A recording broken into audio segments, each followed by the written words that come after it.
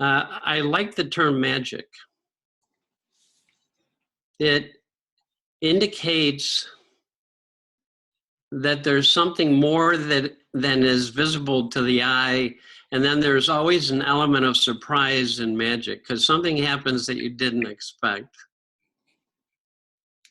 Like I have a friend who's a professional magician.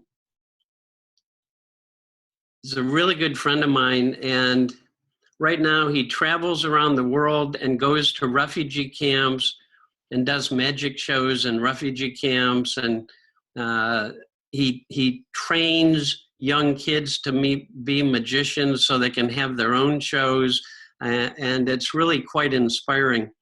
And when I watch him, I never tire of watching him do his magic, even when I know later on how the trick was done. It doesn't matter. There's always something you don't see, and then suddenly something happens that gives you quite a joyful surprise. And so I started thinking about the now in terms of joyful surprise. And I went back to how Sid Banks describes the now, and he says very simply, it's one of the most beautiful definitions of the now that I have come across. He says, the now is a mind free of contaminated thinking. In other words, any thinking at all that filters your view of reality and distorts it in one way or another.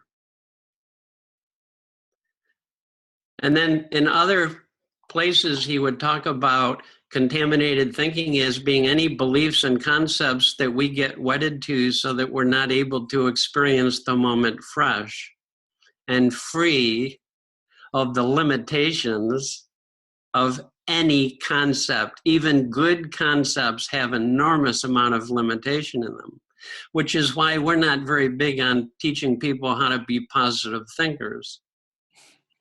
Because when your mind frees of all of your concepts, both so-called negative and positive, we begin to experience life more with much greater clarity.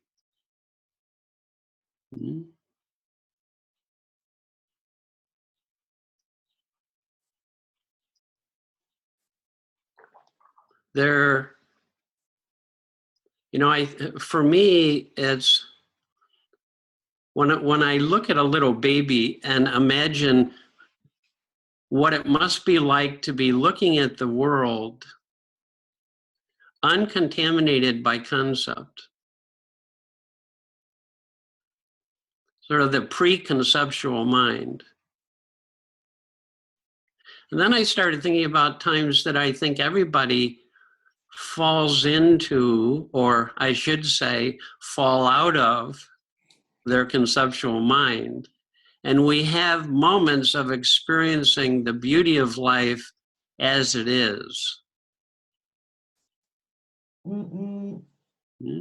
We begin to experience life free of the distortion of our conceptual mind.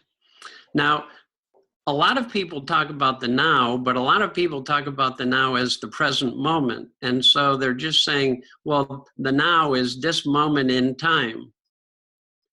And it's very interesting that that's one way of thinking about the present moment, as a moment in time, as opposed to any other moment. It's just this moment. And yet where Sid was pointing us was even deeper than that, because you can be in your conceptual mind and be in the present moment. As a matter of fact, you can say no matter what state of mind you're in, you're always in the present moment. So when Sid talked about the now, he wasn't really talking about the present moment.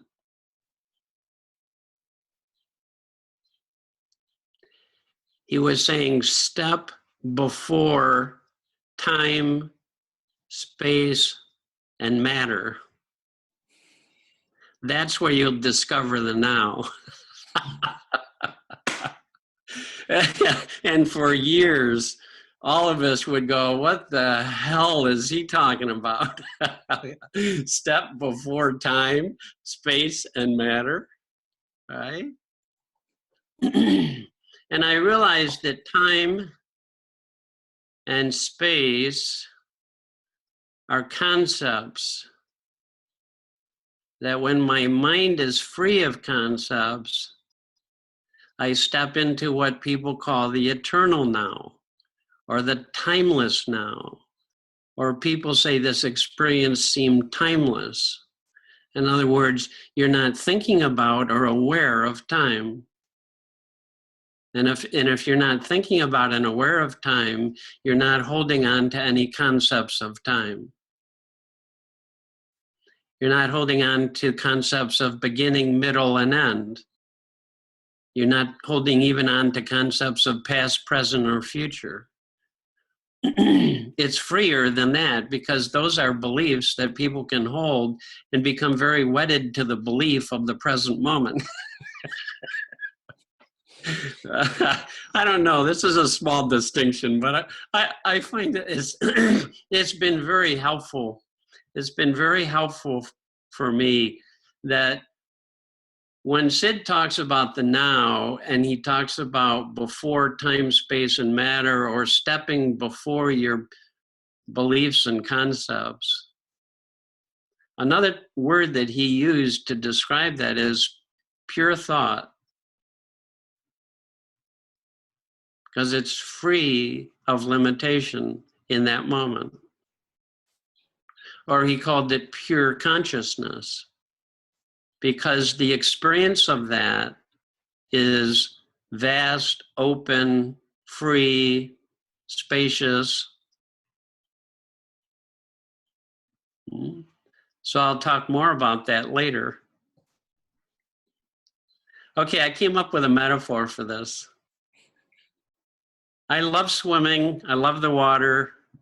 I love to go snorkeling, put on a mask and a snorkel and flippers and go out in the water and see what I can see. I grew up as a little kid on a very large lake and would go snorkeling almost every day.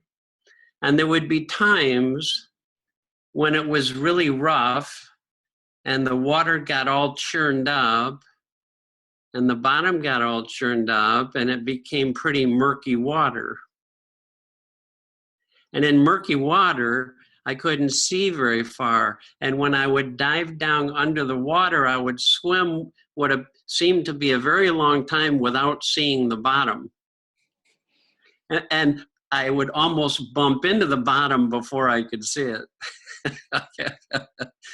You ever have those days?